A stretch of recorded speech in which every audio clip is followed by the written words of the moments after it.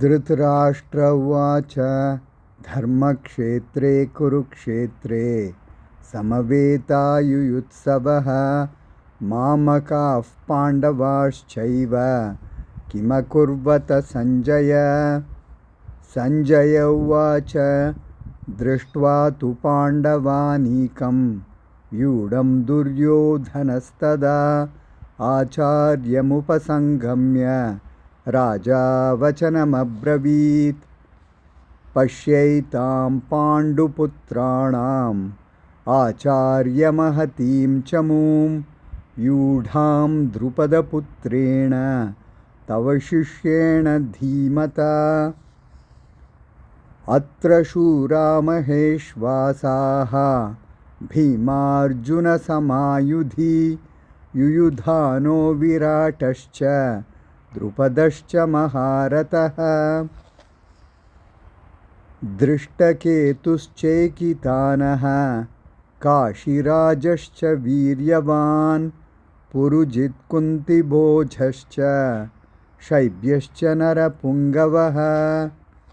युधामन्युश्च विक्रान्तः उत्तमौजाश्च वीर्यवान् सौभद्रो द्रौपदेयाश्च सर्व एव महारथाः। अस्माकं तु विशिष्टाये थान्निबोधद्विजोत्तमा नायका मम सैन्यस्य संज्ञार्थं तान् ब्रवीमि ते। भवान् भीष्मश्च कर्णश्च कृपश्च समितिञ्जयः अश्वत्थामा विकर्णश्च सौमदत्तिस्तथैव च अन्ये च बहवः शूराः मदर्थे त्यक्तजीविताः नानाशस्त्रप्रहरणाः सर्वे युद्धविशारदाः। अपर्याप्तं तदस्माकं बलं भीष्माभिरक्षितं पर्याप्तं त्विदमेतेषां बलं भीमाभिरक्षितम्। अयनेषु च सर्वेषु यथा भागमवस्थिताः भीष्ममेवाभिरक्षन्तु भवन्तः सर्व एव हि। तस्य सञ्जनयन् हर्षं कुरु वृद्धः पितामहः सिंहनादं विनद्योच्चैः शङ्खं दद्मौ प्रतापवान्। ततः शङ्खाश्च भैर्यश्च पणवानकगोमुखाः सहसैवाभ्यहन्यन्त सशब्दस्तुमुलोऽभवत्। ततः श्वेतैर्हयैर्युक्ते महति स्यन्दने स्थितौ माधवः पाण्डवश्चैव दिव्यौ शङ्खौ प्रदद्मतुः। पाञ्चजन्यं हृषीकेशो देवदत्तं धनञ्जयः पौण्ड्रं दद्मौ महाशङ्खं भीमकर्मावृकोदरः। अनन्तविजयं राजा कुन्तीपुत्रो युधिष्ठिरः नकुलः सहदेवश्च सुघोषमणिपुष्पकौ काश्यश्च परमेश्वासः शिखण्डी च महारथः दृष्टद्युम्नो विराटश्च सात्यकिश्चापराजितः। द्रुपदो द्रौपदेयाश्च सर्वशः पृथिवीपते सौभद्रश्च महाबाहुः शङ्खां दद्मुः पृथक् पृथक्। सघोषोद्धार्तराष्ट्राणां हृदयानि व्यदारयत् नभश्च पृथिवीं चैव तुमुलो व्यनुनादयन्। अथ व्यवस्थितान् दृष्ट्वा धार्तराष्ट्रान् कपिध्वजः प्रवृत्ते शस्त्रसम्पाते धनुरुद्यम्य पाण्डवः। ऋषिकेशं तदा वाक्यम् इदमाह महीपते सेनयोरुभयोर्मध्ये रथं स्थापयमेच्युत यावदेतान्निरीक्षेऽहं योद्धुकामानवस्थितान् कैर्मया सह योद्धव्यम् अस्मिन् रणसमुद्यमे योत्स्यमानानवेक्षेऽहं ययेत्तेऽत्र समागताः धार्तराष्ट्रस्य दुर्बुद्धेः युद्धे प्रियचिकीर्षवः एवमुक्त्वा हृषीकेशो गुडाकेशेन भारत सेनयोरुभयोर्मध्ये स्थापयित्वा रथोत्तमम् भीष्मद्रोणप्रमुखतः सर्वेषां च महीक्षिताम् उवाच पार्थ पश्यैतान् समवेतान् कुरूनिति तत्रापश्यत् स्थितान् पार्थः पितॄनत पितामहान् आचार्यान् मातुलान् भ्रातॄन् पुत्रान् पौत्रान् सखींस्तथा श्वशुरान् सुहृदश्चैव सेनयोरुभयोरपि तान् समीक्ष्य स कौन्तेय सर्वान् बन्धूनवस्थितान् कृपया परयाविष्टः विषीदन्निदमब्रवीत्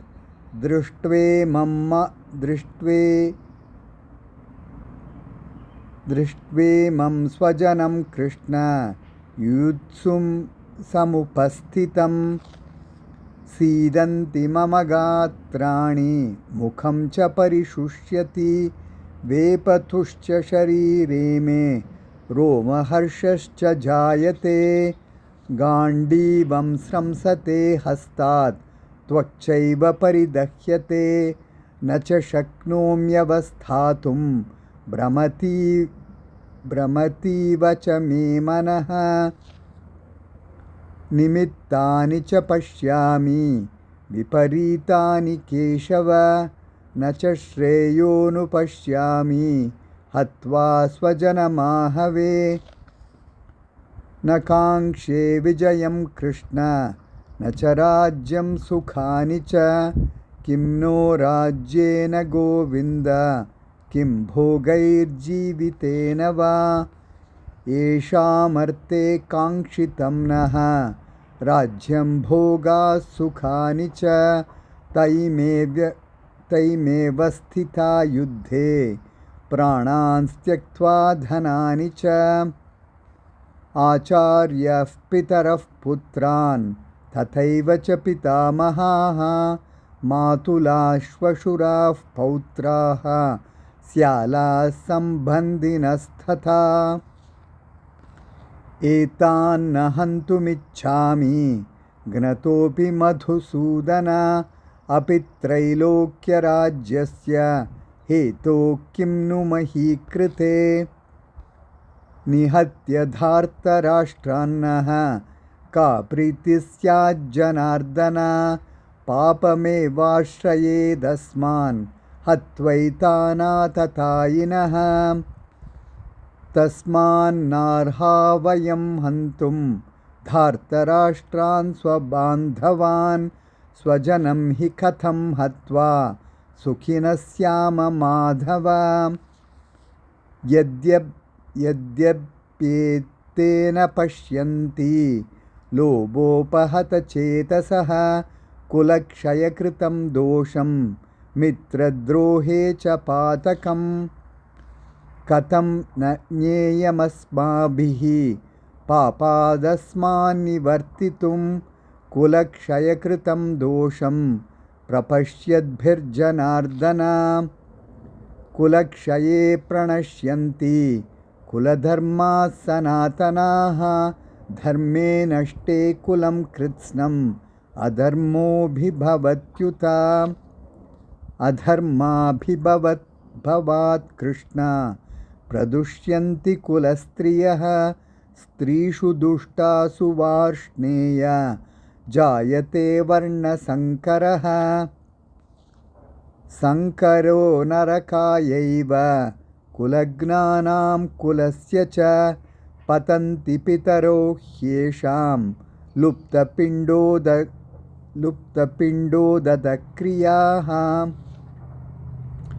दोषैरेतैर्कुलज्ञानां वर्णसङ्करकारकैः उत्साद्यन्ते जातिधर्माः कुलधर्माश्च शाश्वताः उत्सन्नकुलधर्माणां मनुष्याणां जनार्दन नरके नियतं वासः भवतीत्यनुशुश्रुमा अहो वत महत्पापं कर्तुं व्यवसिता वयं यद्राज्यसुखलोभेन हन्तुं स्वजनम् उद्यताः यदि मामप्रतीकारम् अशस्त्रं शस्त्रपाणयः धार्तराष्ट्रारणे हन्युः तन्मे क्षेमतरं भवेत् एवमुक्त्वार्जुनः सङ्ख्ये रथोपस्थौपाविशत् विसृज्य सशरं चापं शोकसंविघ्नमानसः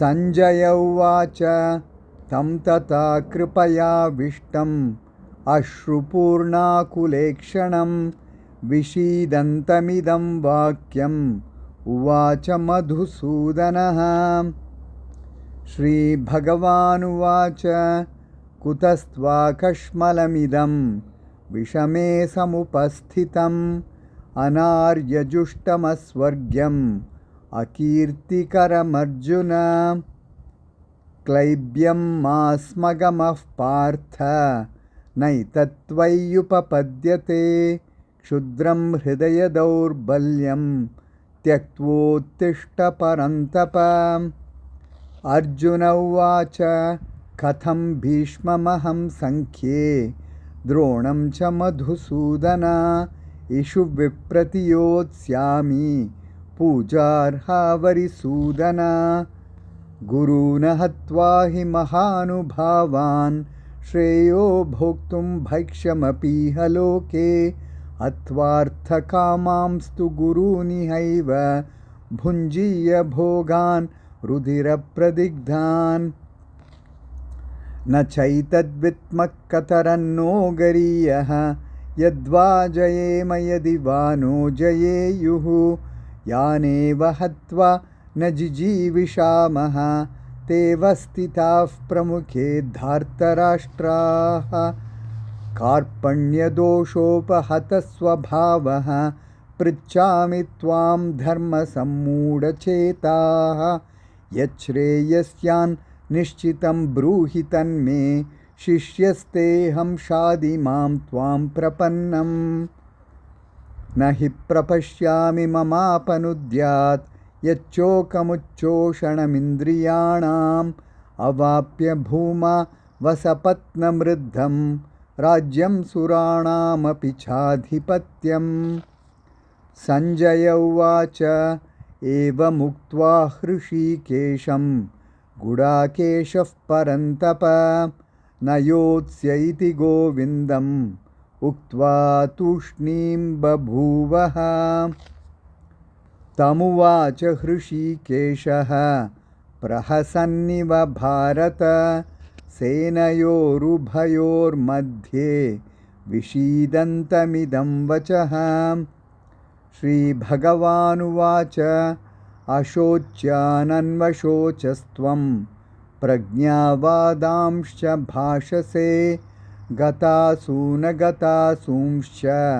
नानुशोचन्ति पंडिताः न त्वेवाहं जातुनासं न त्वं नेमे जनाधिपाः न चैव न भविष्यामः सर्वे वयमतः परम् देहिनोऽस्मिन् यथा देहे कौमारं यौवनं जरा तथा देहान्तरप्राप्तिः धीरस्तत्र न मुह्यति।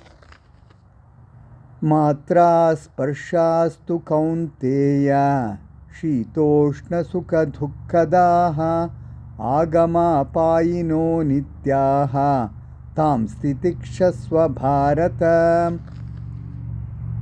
यं हि न व्यतयन्त्येते पुरुषं पुरुषर्षभ समदुःखसुखं धीरं सोऽमृतत्वाय कल्पते। नासतो विद्यते भावः नाभावो विद्यते सतः उभयोरपि दृष्टोऽन्तः स्त्वनयोस्तत्त्वदर्शिभिः। अविनाशि तु तद्विद्धि येन सर्वमिदं तथं विनाशमव्ययस्यास्य न कश्चित् कर्तुमर्हति। अन्तवन्त इमे देहाः नित्यस्योक्ता शरीरिणः अनाशिनो प्रमेयस्य तस्माद्युध्यस्व भारत।